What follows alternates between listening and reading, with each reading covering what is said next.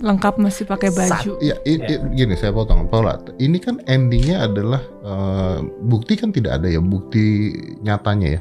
Bener nggak? Video nggak ada, bener kan? Betul. Video nggak ada, bukti-bukti lain nggak ada. Artinya kan ini cuman perdebatan argumen dong. Iya. Bener dong. Yang satu menuduh adanya perselingkuhan, yang satu lu mengatakan bahwa ini tidak terjadi apa-apa. Gitu doang kan intinya kan. Betul. Nah, oke. Artinya harusnya tidak bisa dinyatakan perselingkuhan, betul? Itu maksudnya kan? Iya. Karena mungkin kita juga nggak tahu ya Mas pemikiran dari pihak sana perselingkuhan itu seperti apa gitu. Karena kemarin juga sempat dibahas juga dengan kita berbicara dengan lawan jenis, katanya satu meja makan aja dibilang saya perselingkuhan, bukan muhrim, seperti itu. Dan sebenarnya saya mengakui juga sih, maksudnya mengakui dalam arti saya juga banyak salah. Saya kan belajar Islam juga baru ya, saya belajar agama. Jadi memang di saat waktu itu saya juga lagi mempelajari. Memang rumah tangga kita tuh bukan rumah tangga yang kalau ketemu lawan jenis tuh yang begini gitu. Memang biasa aja ngobrol atau curhat sama lawan jenis tuh biasa aja, karena beliau pun melakukan hal seperti itu gitu. Dan di sini ini adalah teman sahabat beliau yang sudah 25 tahun dan yang mengizinkan masuk ke rumah tersebut adalah beliau gitu. Jadi saya bingung juga gitu. Ngobrol di meja makan dibilang bukan muhrim. Di situ diakses semua, mbak bolak-balik, security bolak-balik, semua ada di situ. Di kamar pun juga tidak ada kondisi terkunci. Anak saya bolak-balik, mbak juga bolak-balik. Karena di situ saya hanya curhat ya, ngobrol gitu. Ini gimana nih? Saya tanya pendapat gitu, karena saya melihat beliau tuh kan juga teman baiknya. Boleh tahu nggak sih curhat tentang apa? Tentang ya terkadang tuh saya nggak bisa menghandle suami saya sendiri saat itu gitu loh gitu. Jadi mungkin kadang-kadang sering marah. Saya bingung nih marahnya kenapa ya, saya salah apa lagi ya gitu. Jadi aku pengen lihat pandangan laki-laki itu seperti apa sih gitu loh. Oke.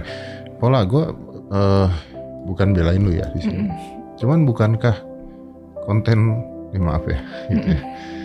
Kan jujur aja dari dulu banyak konten kalian yang gue gak setuju gitu ya. Tapi ini gue gak mau bahas itu. Tapi bukankah konten kalian itu kalau di rumah itu bolak-balik mundar mandir, orang masuk kamar dan sebagainya, kadang-kadang begitu juga? Iya, memang bebas sih. Bebas kan? Artinya itu bukan hal yang aneh dong sebenarnya, bener kan? Betul.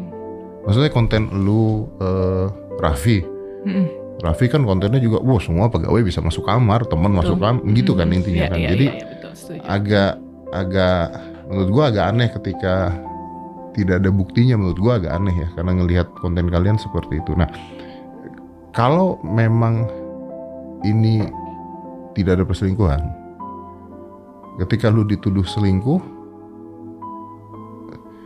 ini lebih ke harga diri dong artinya. Sebenarnya saya mikirin anak-anak sih Mas, mentalitas mereka. Oh. Dan kedua orang tua saya, terutama ibu ya. Oke. Karena pemberitaannya kan terlalu masif. Dan saya udah selama ini diem. Kan kemarin Mas Dedi juga bilang kenapa diem. Karena buat saya bisa aja konfront di media. Tapi buat apa? Balik lagi kan, namanya sebuah perceraian itu pasti kesalahan dua belah pihak. Saya juga merasa saya punya salah. Saya belum menjadi istri yang sempurna, saya masih banyak kekurangan dan saya masih banyak belajar.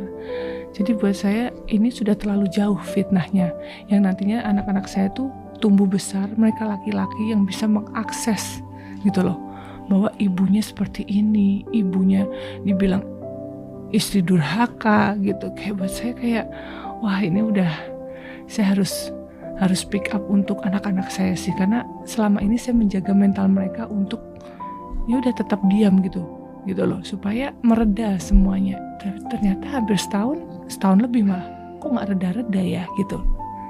Jadi saya saatnya untuk membela diri untuk Kiana dan Kenzo gitu. Oke.